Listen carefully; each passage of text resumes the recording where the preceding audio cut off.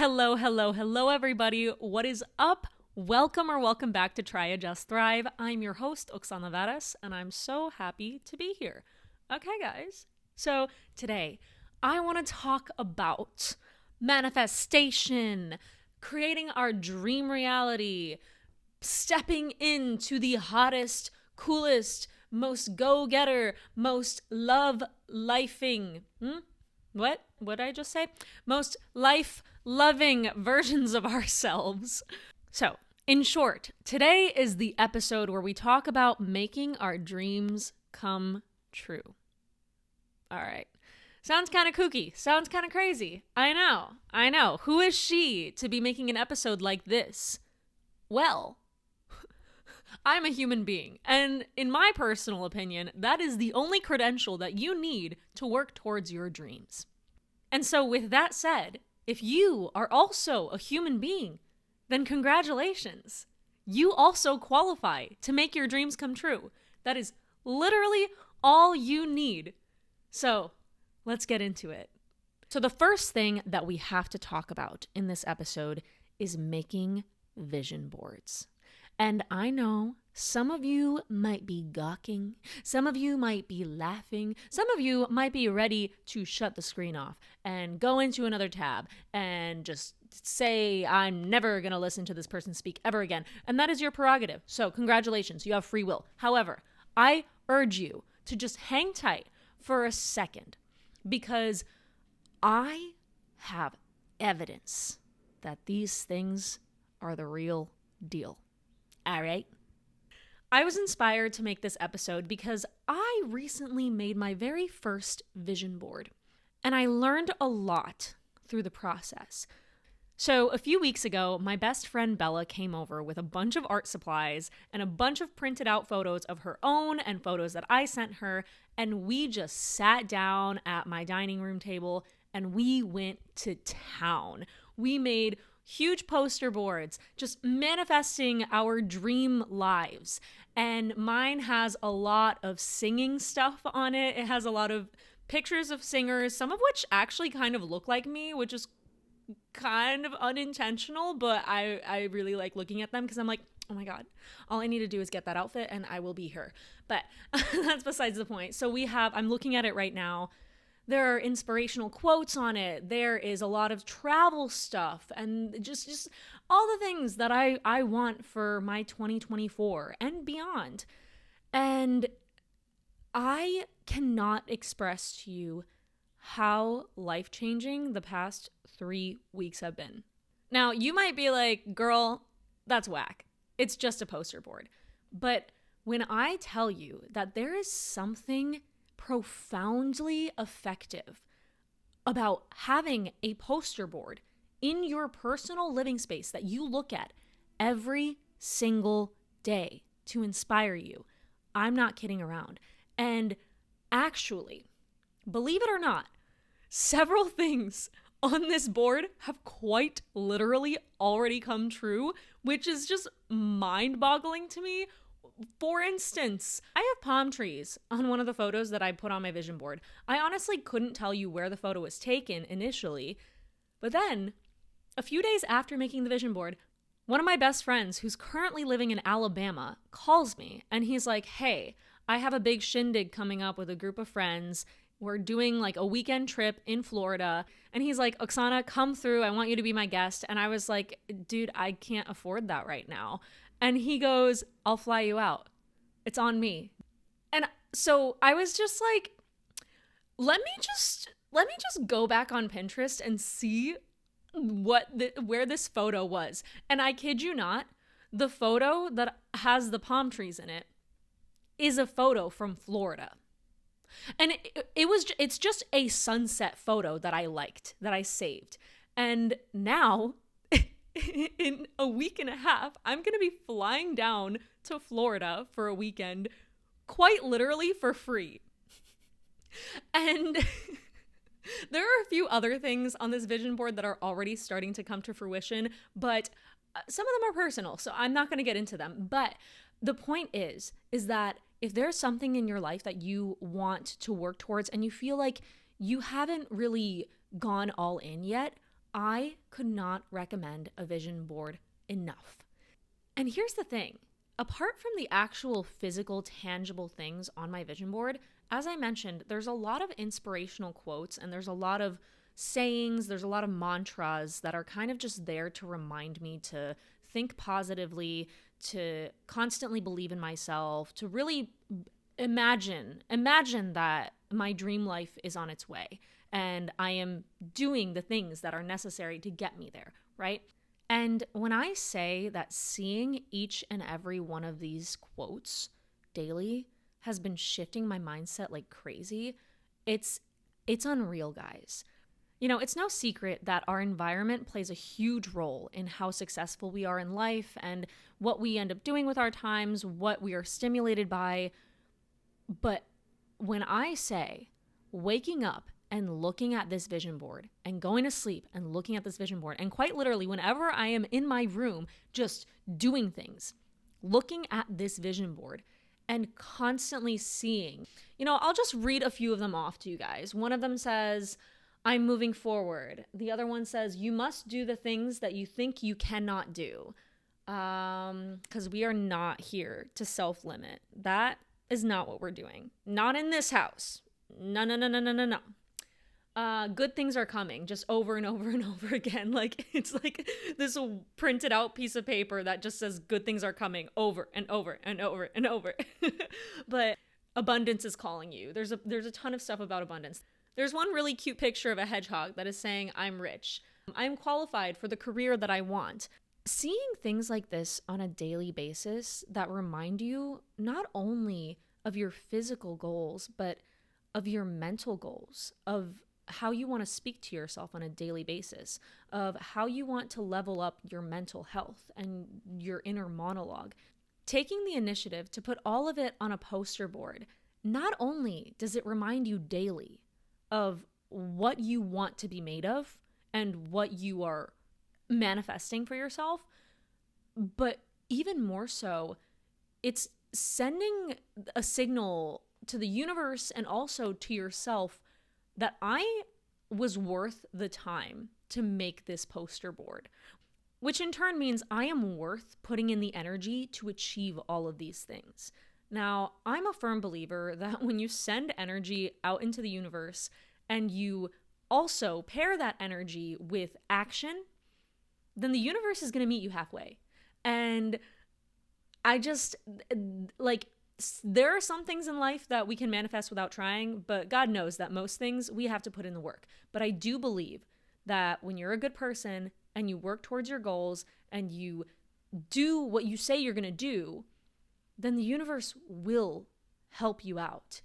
And the cool thing about vision boards is that they can look however you want them to look. Like, for instance, mine looks nothing like Bella's, but they work just the same for us because, like, mine has a lot more photos of, singing stuff and certain travel things and all these quotes and stuff, whereas hers were a lot more like photos of vibes that she just wanted to embody. And then she never actually printed out any quotes. She wrote them out herself. And the way that she cut the pieces of paper was different how I cut my pieces of paper. She used a bright pink poster board, whereas I used a white poster board. And my point is that it's all for you. It's just like a journal, but it's a visual journal. It's like your hopes and your dreams all laid out on one poster, and you're the one who's supposed to enjoy looking at it. You're the one who is meant to be inspired by it. If it inspires other people, great.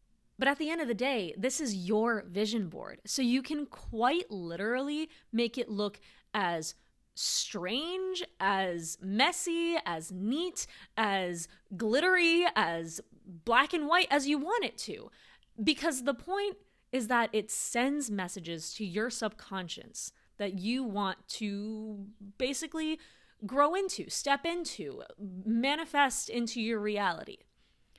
So if that doesn't inspire you to consider making a vision board, then I don't know what will.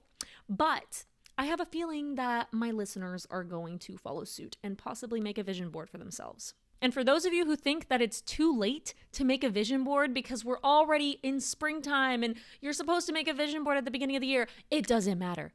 Nothing matters. Time is a social construct. You can make a vision board whenever you want. And in fact, springtime is actually, like, if we're talking about how nature works, this is the time when things are starting to blossom. Flowers are starting to bloom. The world is starting to become green and colorful with plants again. Birds are finally starting to sing again. There are more animals out. There are so many dogs in New York. I mean, there's always dogs in New York, but they're happy because it's warm, except for the huskies. The huskies are probably not happy, but that's besides the point. The world is becoming alive again, at least in New York and neighboring areas. So, if you are currently experiencing springtime, then my friend, I highly, highly, highly recommend, if you do not have a vision board yet, make it your next crafting project. Get together with some friends or your partner, get some popcorn popping, get some snacks ready, get some mocktails or cocktails if that's your vibe. Put on some fun music, get your glitter out, get your markers out, get all the crafting supplies out, and just make a day out of it, because it's also such a fun bonding experience. I don't know about you guys, but as I get older, I just value having deep, meaningful conversations with the people that matter to me about what they actually want. Like, don't get me wrong, I love a fun night out and to just kind of be a 25-year-old hooligan every now and then, but there's nothing more exciting for me nowadays than just being with the people that I care about and hearing about their wildest dreams. Because when I'm with them and they're with me, we know that there's no such thing as a dream that is too wild. Like, the sky is the limit. And the more that we can embrace that type of energy, the better off we all are, and the more chance that all of us have at achieving these realities that we are genuinely so worthy of getting. So the next thing that we got to talk about when it comes to manifesting our dreams is journaling. I'm not kidding, guys. Journaling is literally the window to your own heart. If you want to understand yourself better, if you are in a place where you actually don't really know what dreams you have, which is totally okay, because I've been there. And this is something that is often not talked about. It's okay to not know what you want. Honestly, not knowing what you want is oftentimes portrayed as something really negative and really, shameful. Like, how do you not know what you want? But it's actually an opportunity to explore a lot of different things, to really open yourself up to all the possibilities of life. And it's actually the least limiting place that you can be in. However, it's only limitless if you perceive it as such. So please take it from somebody who has been there and who knows. Don't be too hard on yourself if you are struggling to figure out what it is that you want, because it's a very, very major part of life. And even if you're somebody who has a vision all the time for your life, there might come a time where you don't. It's okay to not know where you want your life to be going, because at the end of the day, maybe you're meant to be in that place. You probably are. I've found that in times when I've been completely unclear about my future, in hindsight, it all happened for a reason. It all happened because I didn't know myself well enough to really make forward-moving steps in a certain direction. And I was meant to explore myself more. I was meant to explore what really lit me up, where I really saw myself thriving, where my strengths were, where my weaknesses were, where I needed to grow, where I needed to excel. So please don't beat yourself up over not knowing, because in life, we are always going to not know things. If there is one constant in life, it is being uncertain about many things. So just embrace it as part of life. And so if that resonates with you and you really want to create a vision board, then I actually recommend putting it on your vision board. Like, find some quotes about finding purpose, finding direction, finding your North Star, so to speak, and put it on your vision board. And trust me, just because you don't know what your purpose or what your direction is, put it on the vision board. Send out the message that you're inviting that energy into your life. You want to embark on that journey. And slowly, the journey will unfold. And for those of you who are still with me here, thank you. I know you're the real ones. Now, so the next thing that we got to talk about is journaling, because it's our own personal newspaper of our lives where we can stay informed about how we feel about things, about how we're growing, about what we want out of life, how we feel about certain aspects of our life. Journaling allows us to be more intrinsic and be more intuitive with what is going on in our lives. It's your own personal archive. And for those who find journaling to be tedious or intimidating or just something that they don't particularly know how to approach, my biggest piece of advice is always to start with one entry a week. And it doesn't have to be long if you don't want it to. And you can talk about whatever you want to. And the cool thing about journaling is that nobody else is going to see your journal. Like, you don't have to worry about spelling errors. You don't have to worry if your grammar is correct or not, unless you're like me and you can't help it, because I'm really, really, really detail oriented when it comes to journaling. And but that's besides the point. That's just a me thing. But you don't have to be that way. And also, it could be handwritten or typed out. It could be on your phone. There are so many journaling apps nowadays. And also, if you don't want a journaling app, you can just use the Notes app. I'm actually pretty sure that Apple has a legitimate journal app now. I personally handwrite. That's just what works for me. But there are some times where I don't have a journal on me and all I have is my phone. And then I'll write some entries on my phone. The beauty is, once again, it's for nobody but you. And how often in life do we actually get the chance to be completely unapologetically ourselves, with no checking, with no self-conscious energy, with no gutter blockers, just us being completely vulnerable, honest, authentic with ourselves? And the really cool thing about journaling is that as you do it more and more, you learn to be more and more honest with yourself. And you learn to be less worried about seeming, crazy or strange, or like there's something wrong with you. Because as somebody who has been journaling for about a decade now, like I started journaling when I was around 15 years old, I used to worry that I was like, there was something wrong with me because of the way that I reacted to certain things. But as I've grown older now, like, and this is something that I've only gotten really good at over the past few years, is like I've learned to embrace all parts of myself.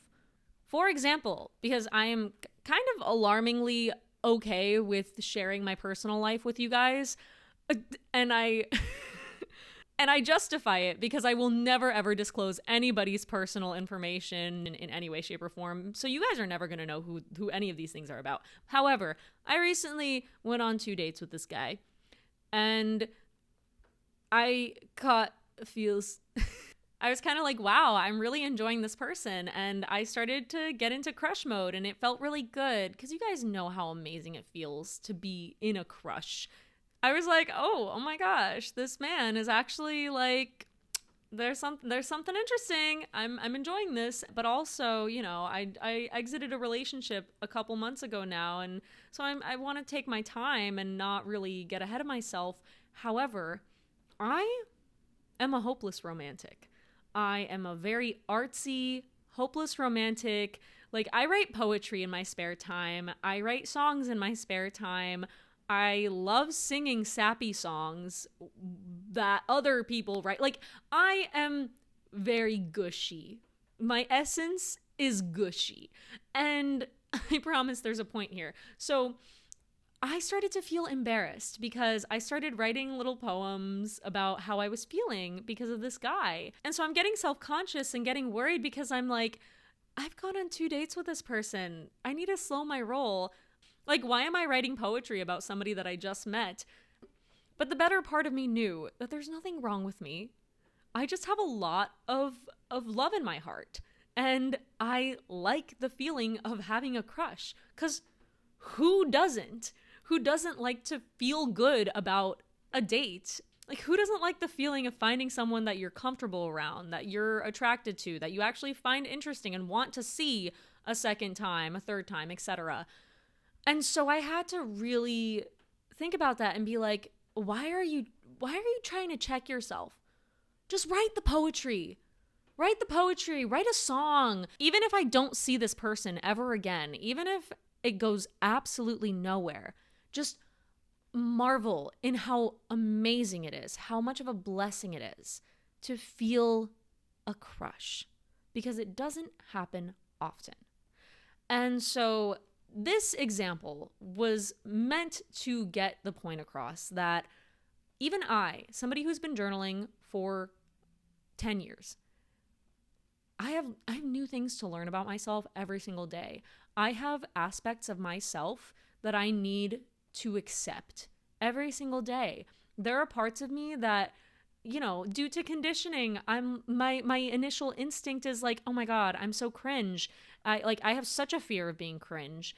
And lo and behold, I'm making a podcast with twinkle lights behind me, nonetheless. I'm sitting alone in my room and I'm laughing like a little doofus to a camera. But nonetheless, I have this conditioned fear of appearing cringe, which I know that ship has sailed. I know it.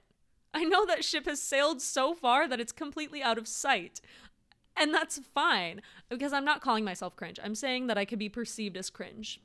And that's fine, because the people who do perceive me as cringe, they don't need to watch this show. And if they do, and they're laughing at me, honestly, all publicity is good publicity. So my point is that journaling helps you accept yourself. It helps you learn about what you want. And the situation with this guy taught me that maybe I'm not good at casual dating. Like, maybe I'm not the type of person who can, date multiple people at once, or, have a frivolous, carefree kind of dating, kind of not phase. Maybe I am one of those people that's like all in or nothing, or at least exclusive. And these are things that really started to come up for me once I let myself journal about it and not feel like I'm being a crazy girl, that as a 25-year-old woman, I can just accept that this is how my brain and my heart functions. And what that's opened me up to even more is to just see myself as a flawless person. And so that in turn has opened me up to the idea even more that I am completely worthy of my dreams, because there's nothing wrong with me. And in my saying this, I don't mean that I'm absolutely perfect, because nobody's perfect. But what I'm saying is that there's nothing wrong with being imperfect. And perhaps some of the things that I used to think were imperfections or problematic when it came to who I am as a person are just things about me. And they don't need to necessarily be right or wrong. They just are, because every human's different. And to know yourself is to love yourself. To know how you function and know what is right for you and what is not right for you is only going to get you closer to your hopes and your dreams, because you understand how you can get there sooner. So for me, for instance, one of my dreams is to travel for work. However, I'm not a desk worker person. I am a performer. So right now I'm applying to a ton of cruise lines, because that is how I can practice my craft and get paid to do what I do for a living, but also make that dream of traveling the world a reality. However, for some of you watching or listening, you might be in the medical field, or you might be an entrepreneur or an accountant, or somebody that could very well find a job that allows you to work from home so that you can travel that way.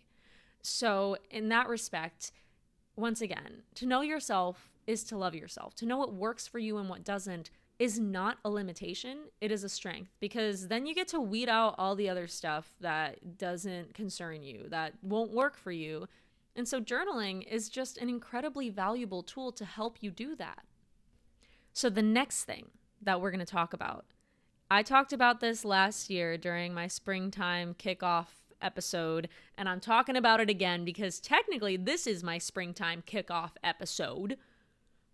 We got to talk about purging our shiitake mushrooms, all of the belongings in our life that take up space that don't need to take up space, because we are making room for things that we have yet to get. And if you want things in your life, if you want to manifest, if that is your intention, your initiative that you are taking, you need to make space for it. You need to make space for it mentally, physically, energetically, all the things. So, for example, for me, the hardest part about this is my closet, because as a performing artist, I never know when I'm going to need certain things in my closet for an audition or for a showcase or a cabaret or whatever. However, I've made rules with myself.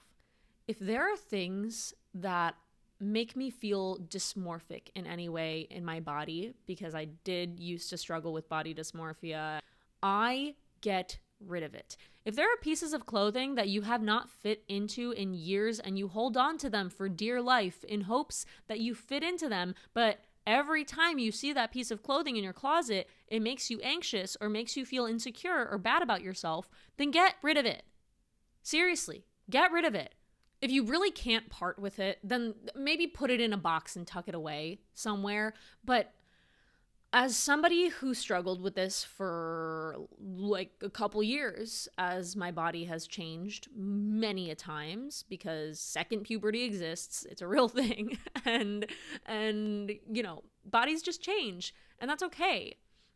Get rid of the things that don't fit you. Get rid of the things that make you feel insecure about who you are now. Because if there's one thing that really makes manifestation easier, it's feeling comfortable in your own skin. It is telling yourself that I am enough as I am. And when I tell you guys, when I started to get rid of things that just no longer served me any source of positivity or confidence, when I started to purge those physical objects, those articles of clothing, those shoes, all those things that did not align with how I felt about myself and how I wanted to feel about myself, all of a sudden I started to feel like a hot piece of donkey. I don't think I've cussed in this episode yet, and I'm really trying to not have a potty mouth on this show. So I'm gonna try to not be so cringe about the way that I don't swear. Maybe I will never use the word donkey to replace the other word that I would have said ever again, because that was not my best. But anyway, when you purge the things that don't make you feel good about yourself, and in turn don't make you feel good about life, because our outer world is just a reflection of our inner world, you are creating so much space for abundance, for confidence, for self-love, for self-growth, for believing in yourself. If there are jeans that you don't fit into anymore, get rid of them. Join me. I did it. And guess what? I feel so much more confident in the jeans that I have now, because I'm not comparing the jeans that I have now to the jeans that were smaller that don't fit on me anymore. And you know what? Also, it's helped me realize, oh, my jeans are bigger because I've been going to the gym consistently for years. Of course they're going to be bigger. I do a lot of glute exercises. This is a good thing. I finally started to see my growth, my body getting larger as a good thing, because I realized this is what I set out to do. And I'm going to be real with you guys. Every time you feel bad about yourself because you don't fit into a piece of fabric, you are sending subliminal messages to yourself that you are not enough as you are. And you know what that does? It makes you not want to show up for yourself. And the whole goal of life, of achieving our dreams, of chasing the reality that we want to actually know, let me rephrase, of manifesting and attracting the reality that we want for ourselves, it's to show up for ourselves and to feel good about ourselves. So when you make space for things that don't make you feel good about life, it's literally sending the universe messages like, oh no, I'm okay with this. I'm okay with feeling insecure. I'm okay with feeling bad about myself. And God knows that you're not. So don't be. Act like you're not okay with it and get rid of the things that you don't need anymore. This also goes for anything that belonged to an ex.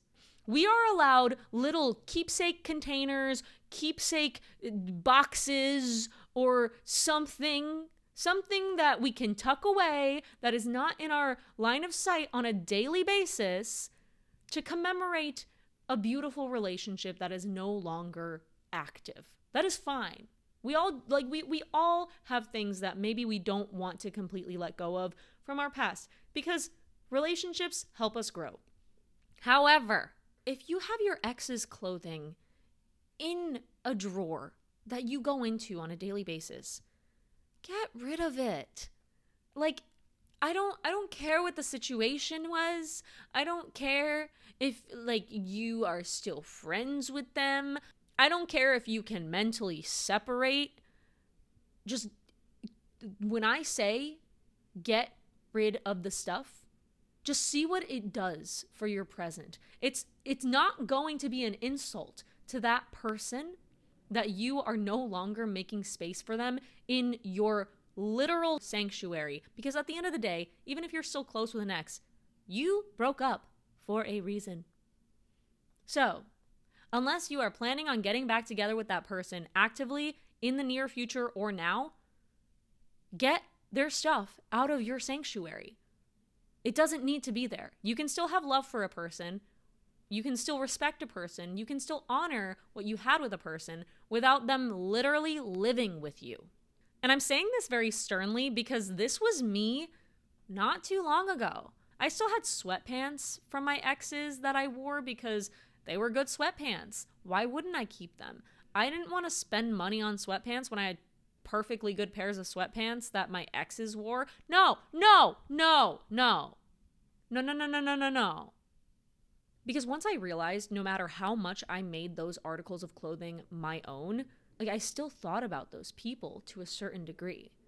They still weren't my sweatpants. And this is a debatable topic, but this is just how I see it. And I find that a lot of people feel the same way. Just get the juju out. Even if you don't think it's necessarily bad juju, create your own juju. Don't let other people do that for you in your own space. All right? Apart from clothing, physical objects, do you need all of the shades of eyeshadow that you had from 5 years ago that you actually never touch and that are probably really disgusting when you really think about it? Do you need any of those things? No. You probably don't. Really think about how much you actually use and invite yourself to downgrade in order to upgrade. And what I mean by that is less is more. I did this with all of my makeup recently. I got rid of everything except for the things that I actively use, and I have not missed any of the things that I threw away at all because I was never using them. Knickknacks, personal belongings, decor, furniture, anything that you do not want or need that you can afford to get rid of or sell, get rid of it. Now, apart from physical belongings, there are many other things that we can purge in this life. People. Let's talk about purging people. If you are still in contact with an ex that you know that you should not be in contact with, block and delete is always there, my friend. Just throwing it out there. The block and delete, there's nothing more powerful and empowering than the block and delete. Or at least blocking for the time being. But I really do believe in the block and delete because exes staying friends is just messy. It's messy and sometimes it works, most times it doesn't. Apart from romantic partners, people who don't make you feel very good about yourself. People who you call friends, but you always leave feeling drained. People who might not be on the same wavelength as you. And, the thing about people like this is that it is okay if you grow apart from people that you used to feel really good around and now you don't feel good around. That's just part of life. Outgrowing friendships is genuinely kind of a beautiful thing if you don't look at it so mournfully and you look at it as a sign that, okay, I've changed, I've grown. And change can be a really scary thing if you are afraid to face it. But when you realize that, for instance, maybe, maybe you've realized that you don't want to go out as often, and a lot of your friends just want to go out and get drunk all the time, and you're not on that wavelength anymore. Obviously, it's really tough to admit that I don't relate to them anymore. I don't want to do what they want to do on their weekends. Like, I'd rather curl up with a book or drink a mocktail, or I don't know, do something sober. And meanwhile, they want to go out and, get trashed and do things that they regret. Really, is that a bad thing that you want to part ways with that way of life? And now, also, my saying this, I am not at all shooting down anybody who is on that vibe, because I also think it's a really fun time to just be carefree and enjoy partying and enjoy just, getting a little wild. Humans are crazy. Humans are wacky. Like, if that's what you want to do, if you want to like be a little wacky, silly, goofy, get intoxicated, like, that's fine. You do you. I'm a completely judgment-free person because I used to party a lot. However, embracing the fact that you're changing in any way, whether it's a situation like that or something else, it's a beautiful thing. It means you're alive. It literally means that you are evolving and you are becoming a better version of yourself, and you're turning into a new up-leveled version of yourself. So try to invite change with open arms rather than being afraid of what it might entail, because I promise that there's discovery and excitement and growth on the other side of change. To anybody who's watching the podcast and not just listening to it, it is dark now, and that is because I had to take an hour-long pause to tune into my therapy session, which is now over. So the sun has gone down. Just had to share that bit of information. Now, the next and final thing that needs to be addressed is, what do you do if you feel like you are not worthy of your dream life? Because this is something that we all struggle with, isn't it, folks? So I really wanted to address this and discuss it because I've grown to realize that there are a lot of collective, universal feelings and emotions that we have that we just don't talk about, much like feeling like you are enough. And they are some of the most isolating feelings in the world. And in order to actually live out the life of your dreams, you need to look those feelings dead on and just face them. Now, this is a critical step in achieving your goals, because if you don't believe that you're capable of it, if you don't believe that you're worthy of it, then it's never going to happen, right? So what can we do? Because I've been there, and all of us have. Let's face it. Let's be honest. Let's be real with ourselves. We have all struggled with feeling like we are good enough. Even the most successful people in the world still struggle with imposter syndrome and feeling like they're not good enough. So what do we do to work on that? Now, I did mention putting it on your vision board. Seriously, like, don't be afraid to make that a part of your growth process and your manifestation, your visualization. The more you visualize yourself as an individual with the confidence, with the skills, with the know-how, the more you're going to step into that. And truly, our minds are the most powerful forces in our lives. I truly, truly believe that. I mean, yeah, maybe like the earth is more powerful. No, the earth is. There's no maybe. The earth is more powerful than us. But apart from the earth and some other forces of life here and there, in terms of our work lives, our careers, our relationships, romantic and not, all those things are constituted by how we communicate with ourselves. And as a reformed self-hater, boy, do I have some thoughts on this matter. Now, the first and most important thing when it comes to not believing in yourself is realizing that it's normal. I think we oftentimes, way too often, hate on ourselves for not believing in ourselves enough. And while, the goal is to believe in ourselves, we have to understand that this is really, really common. Human beings all feel this way, and there's nothing to be ashamed of.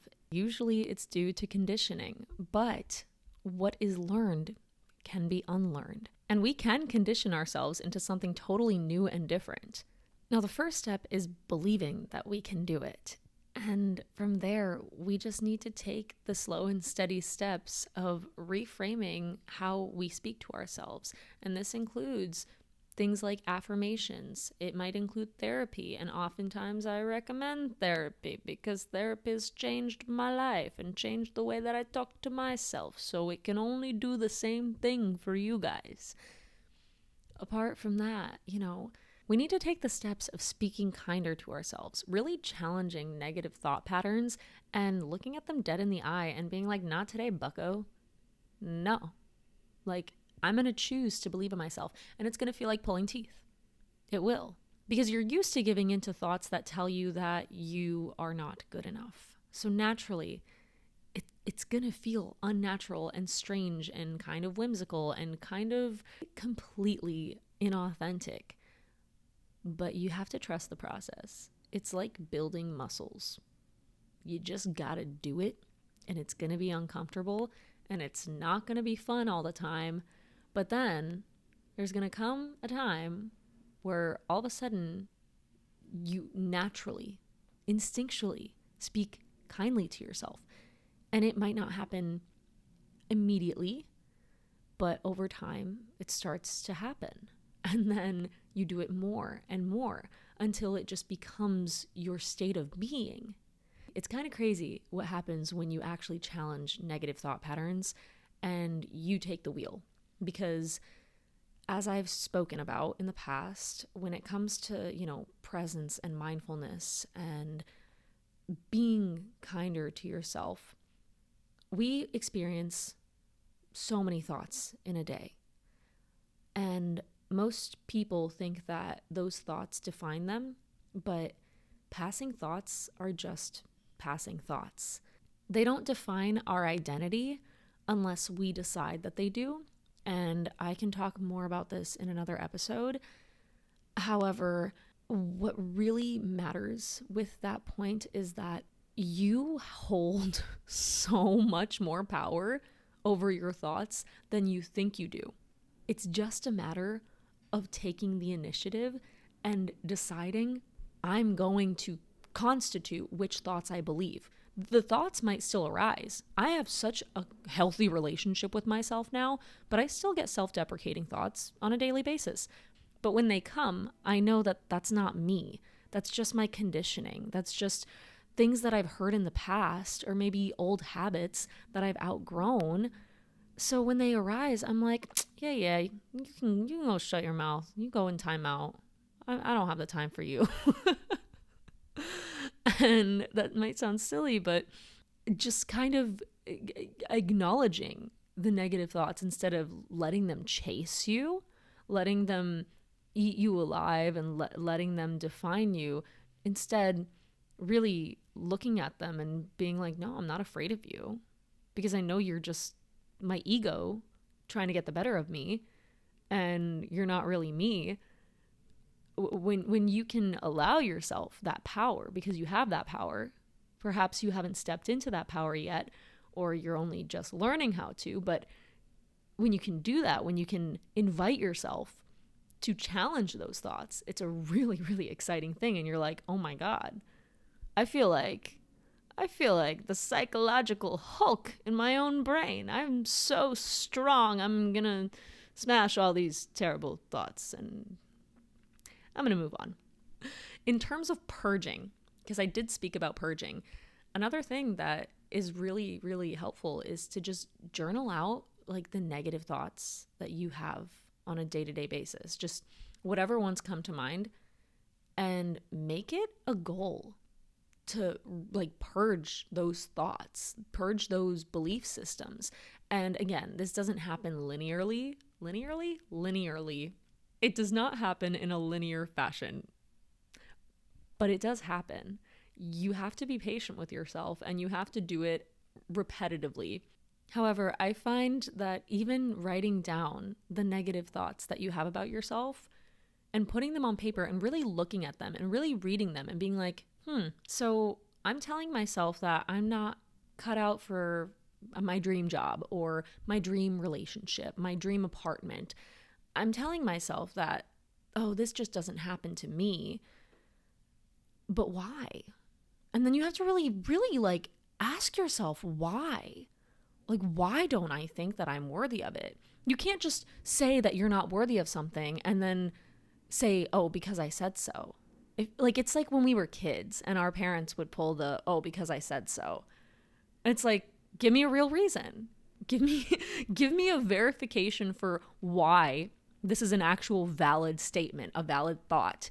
And if you can't, then you really have to check yourself and be like, oh, I can't even justify why I'm not cut out for XYZ. So maybe this is just a defense mechanism that's keeping me safe. Because even though I might not want my current reality, my subconscious is afraid of changing. Perhaps that could be it. Perhaps your subconscious just doesn't want you to level up yet, even though you want to. And that is a defense mechanism. And in that regard, you have to give yourself some grace because your brain is just trying to hold on to a sense of stability and consistency. And even if you don't necessarily like your reality, it's what you know, and it's what your subconscious feels comfortable with. We can be very comfortable with things that we actually don't like at all and don't want for ourselves. This is why people stay in abusive relationships. This is why people stay in jobs that they hate, because even though it's uncomfortable, even though it's not enjoyable, it's familiar. And familiarity has a sense of safety in itself, even if it doesn't, in the bigger picture, make us feel alive.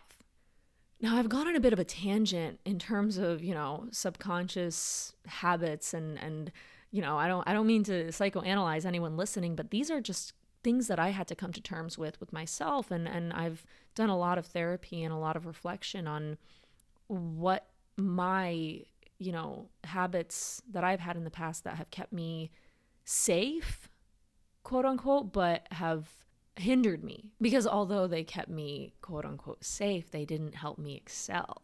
And when I say, once again, don't judge yourself for this, because it's all too common and it's so human and everyone does it in one way or another, don't hate yourself for it. Just accept yourself as you are, because the faster you can do that, like I've been saying again and again and again, the sooner you can learn to work with yourself. And when you work with yourself, crazy, cool, amazing things happen. All right, guys. Now, that was everything I had to say for this episode. I hope you guys enjoyed. I hope that for those of you who did make it to the end, you feel like liking and possibly subscribing and sharing this episode with someone that you like or love. Spread the love. Seriously, the more organic growth I make, the better. The more people who actually want to tune in versus random subscribers that don't actually watch and like the videos, the better. For those of you who are watching or listening on Spotify or Apple Podcasts, please follow, leave a rate and review, and still share it with your loved ones, share it with your friends, and y'all know what's coming. Lastly, as always, be kind to yourself. All right, babes, love you all. Mwah.